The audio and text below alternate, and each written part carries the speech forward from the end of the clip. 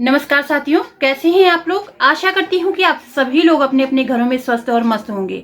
मैं हूं एडवोकेट अमृता रावत और मैं उत्तराखंड के डिस्ट्रिक्ट पौड़ी से हूं। आप जहां से भी मेरी वीडियो देख रहे हैं, आपको जो भी नॉलेज मिल रहा है प्लीज़ आप उसको शेयर कीजिए ज़्यादा से ज़्यादा और मेरी वीडियो को लाइक कीजिए। और अगर आप मेरे चैनल पे नए हैं तो मेरे चैनल को सबसे पहले सब्सक्राइब कीजिए, ताकि आप लोगों को जमीन से संबंधित और अन्य कानूनों से संबंधित जो है सही जानकारी और बहुत ही सरल भाषा में आप तक पहुंच सके। तो साथियों, आज का जो विषय है वो ये है कि क्या पिता अपनी सभी संतानों को छोड़कर किसी एक संतान के नाम पे क्या प्रॉपर्टी रजिस्ट्री कर सकता है, दान कर सकता है, एक ही संतान को दे सकता है।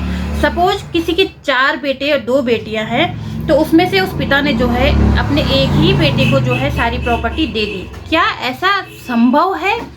आज हम इसी विषय पर चर्चा करेंगे, क्योंकि मेरी पिछली वीडियो में जो लोगों के द्वारा पूछा गया है वो सबसे ज़्यादा यही सवाल पूछा गया है साथियों कि क्या पिता अपने एक ही बेटे को या एक ही संतान को, वो कोई भी हो सकता है, वो लड़की हो सकती है, वो लड़का हो सकता है, क्या उसको जो है अपनी सारी प्रॉपर्टी दान कर सकता है, दे सकता है? तो चर्चा करेंगे इसी विषय पे। बने रहिएगा मेरे साथ वीडियो के अंत तक। वीडियो को बिल्कुल भी स्किप न कीजिएगा और इस वीडियो को ज़्यादा से ज़्यादा शेयर कीजिएगा। तो आइए साथियों, शुरू करते हैं आज का ये वीडियो। देखिए साथियों, नॉर्मल तरीके से अगर मैं आपको समझाऊं तो परिवार में कई बार ऐसी सिचुएशन आ जाती है कि बच्चे ऐसा काम कर देते हैं जो पेरेंट्स को पसंद नहीं आता है, उनके माँ बाप को पसंद नहीं आता है। जैसे कि छोटी सी बात एग्जाम्पल तौर पे अगर मैं आपको समझाऊं तो कई बार जो है उनके बच्चे इस तरीके से विवाह कर लेते हैं, अपनी मन मर्जी से इंटर कास्ट में कर लेते हैं, या माँ बाप को बिना बताए कर लेते हैं, या कई बार भाग जाते हैं और विवाह कर लेते हैं। तो ऐसी स्थिति में जो है माँ बाप उस बच्चे से जो है नाखुश हो जाते हैं और वो जो है अपने बच्चे को बेदखल करने की सोचते हैं। कई पेरेंट्स कर भी देते हैं। तो ऐसी स्थिति में क्या होता है कि माँ बाप की जो उस बच्चे के प्रति एक धारणा हो जाती है कि ये मेरा सही बच्चा नहीं है, मैं इसे अपनी संपत्ति से बेदखल कर दूंगी और मैं अपनी सारी प्रॉपर्टी उस बच्चे के नाम करूंगी जो मेरी देखभाल करता है और मेरे साथ अच्छे से रहता है, मेरे कहे अनुसार आचरण करता है, तो मैं सारी संपत्ति अपनी उसको दे दूंगी। तो ऐसी ही कई सिचुएशन होती हैं जो कि बच्चों को और पेरेंट्स को जो है दोनों के बीच में दरार का काम करती हैं। अब जब पेरेंट्स ऐसा सोचते हैं तो सबसे पहली बात होती है कि जो है उस पिता के पास किस तरीके की संपत्ति है जिससे कि वो आपको बेदखल कर रहा है। तो साथियों, अगर आप मेरे रेगुलर सब्सक्राइबर हैं तो आपने मेरी पिछली कई वीडियो में देखा होगा, मैं कई बार बता चुकी हूँ कि किसी भी व्यक्ति के पास जो है 2 तरीके की संपत्ति होती है। एक उसकी इंडिविजुअल यानी कि व्यक्तिगत संपत्ति होती है और एक उसकी पैतृक संपत्ति होती है। अब जो उसकी पैतृक संपत्ति होती है और जो उसकी व्यक्तिगत संपत्ति होती है, उसको 2 अलग अलग तरीके होते हैं साथियों कि वो उसको डिस्ट्रीब्यूट करे। वो उसको किस बच्चे को देता है, कैसे देता है, ये उस पर डिपेंड करता है। साथियों, सबसे पहले हम बात करेंगे जो है पैतृक संपत्ति की। पैतृक संपत्ति जैसे कि मैंने कई वीडियो में बताया हुआ है कि जो संपत्ति हमारे पिताजी को उनके पिताजी से, उनके पिताजी को उनके पिताजी से मिली हुई है, वो संपत्ति पैतृक संपत्ति होती है। और पैतृक संपत्ति में जो है कभी भी कोई पिता जो है किसी एक व्यक्तिगत पर्सन को नहीं दे सकता है। यानी कि जब नाती का जन्म होता है, नाती गर्भ में आता है, तभी से ही जो है उसका पैतृक संपत्ति में हिस्सा बन जाता है। यानी कि अगर कोई व्यक्ति ये चाहे कि मैं अपने बेटे को उस संपत्ति से बेदखल कर दूंगा जो मेरे पिताजी से मुझे मिली है, तो ऐसा कर पाना संभव नहीं है।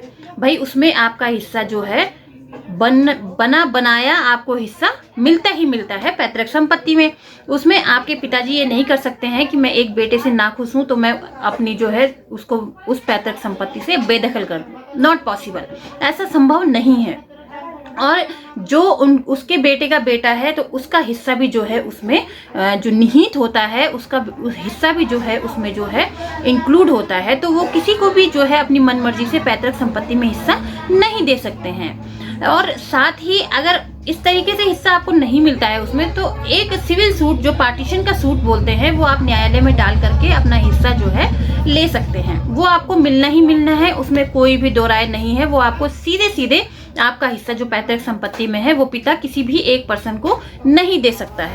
अब हम बात करते हैं व्यक्तिगत संपत्ति की या स्व अर्जित संपत्ति की। साथियों, जब किसी पिता के पास स्व अर्जित व्यक्तिगत संपत्ति होती है जो उसने खुद के पैसे से कमाई हो, चाहे वो नंबर 1 के पैसे से कमाई हो, चाहे वो नंबर 2 के पैसे से कमाई हो, वो उसने अपने पैसे, अपनी मेहनत के पैसे से जो प्रॉपर्टी कमाई है उसमें उस पिता को पूरा अधिकार होता है कि वो उसको दान करे, गिफ्ट करे, सेल करे, आग लगाए उस प्रॉपर्टी को, या किसी चैरिटी में दे दे, किसी अनाथालय में दे दे, कहीं भी दे दे, वो किसी संस्था को दान कर दे। उसमें किसी भी बेटे और किसी भी बेटी का कोई अधिकार नहीं होता है ये बोलने का कि इसमें मेरा हिस्सा है, ये मेरे पिता की है और इसमें मेरा हिस्सा है। इसमें किसी भी बच्चे को, वो चाहे अपनी पत्नी को दे दे, वो चाहे अपने एक ही बेटे को दे दे, वो चाहे अपनी एक ही बेटी को दे दे, इसके लिए वो स्वतंत्र होता है साथियों, क्योंकि वो उसने अपनी मेहनत से कमाई है, वो उसको विरासत में नहीं मिली है वो चीज, वो उसने अपनी पैसे से कमाई है। तो इसके लिए वह स्वतंत्र है कि वो किसी को भी अपनी प्रॉपर्टी दे सकता है। इसके लिए आप पार्टीशन सूट भी दाखिल नहीं कर सकते हैं, क्योंकि वो उसकी स्वर्जित संपत्ति है। और ऐसी गलती कभी ना करें साथियों कि पिता की स्वर्जित संपत्ति के लिए आप पार्टीशन सूट डालें, आपका सूट खारिज हो जाएगा। ये मैं आपको 101% लिख के देती हूँ। तो स्वर्जित संपत्ति के लिए कभी भी जो है पार्टीशन सूट न डालें। अपने पिता की, जो आपके पिता की स्वर्जित संपत्ति है उसके लिए आप पार्टीशन सूट कभी न डालें। वो उसके लिए स्वतंत्र है कि वो कहीं भी किसी को भी वो संपत्ति दे सकता है। व्यक्तिगत और स्वर्जित संपत्ति में आपकी हिस्सेदारी तभी संभव होती है साथियों जब आपके पिता डेथ कर गए हैं, मर गए हैं और उन्होंने कोई वसीयत नहीं छोड़ी है, कोई विल नहीं छोड़ी है, कोई दाननामा नहीं छोड़ा है, कुछ भी अपने पीछे लिखित दस्तावेज नहीं छोड़ा है अपनी प्रॉपर्टी के संबंध में, तब डेफिनेटली वो आपके ही नाम चढ़ेगी वो जमीन। उसमें कोई और नहीं आएगा, कोई तीसरा आपका चाचा ताऊ हिस्से लेने के लिए नहीं आएगा। वो संपत्ति उनके बच्चों के ही नाम डिवाइड हो जाएगी। सपोज किसी पिता के 3 बेटे हैं, तो पिता बिना वसीयत के अगर स्वर्गवास हो गया है, पिता का खत्म हो गए, पिता डेथ हो गई है उनकी, तो उस स्थिति में उनकी जो भी संपत्ति है वो तीनों में बराबर बराबर डिवाइड हो जाती है। तो साथियों, ये था आज का वीडियो। इस वीडियो में हमने समझा कि पिता किन किन प्रॉपर्टी को जो है डिवाइड कर सकता है और किन किन प्रॉपर्टी में एक बेटा या बेटी अपने पिता की संपत्ति में हिस्सा मांग सकते हैं। आशा करती हूँ कि ये विषय आपको जरूर पसंद आया होगा, और अगर पसंद आए तो इसे लाइक और शेयर जरूर कीजिए और भर भर के कमेंट कीजिए और मुझे बताइए कि इस विषय से संबंधित अगर आपकी कोई भी समस्या है, कोई भी क्वेरीज आपकी हैं, तो आप मुझे कॉल करके पूछ सकते हैं। आपका कॉलिंग टाइम शाम 4 बजे से 5 बजे तक है। मैं कोशिश करती हूँ कि ज़्यादा से ज़्यादा फ़ोन पिक कर सकूं, क्योंकि समय कम रहता है। इसलिए अगर किसी का फ़ोन मैं पिक नहीं कर पाती हूँ तो मैं उनसे क्षमा मांगती हूँ, लेकिन मेरी कोशिश रहती है कि मैं ज़्यादा से ज़्यादा लोगों की समस्या का समाधान कर सकूं। तो साथियों, मिलते हैं अगली वीडियो में। तब तक के बने रहिएगा इसी चैनल पे, कहीं न जाइएगा। और अब नए विषय के साथ मैं आपके साथ फिर से दोबारा रूबरू होंगी। तब तक के लिए एडवोकेट अमृता रावत को आज्ञा दीजिए। नमस्कार।